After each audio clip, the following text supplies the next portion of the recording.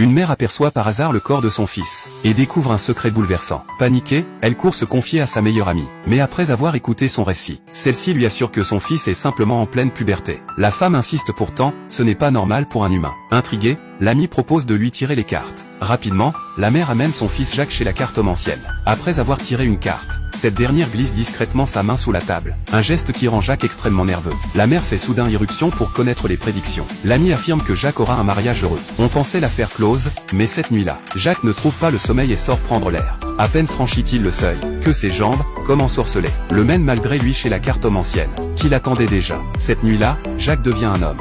Depuis, il s'échappe en secret chaque soir.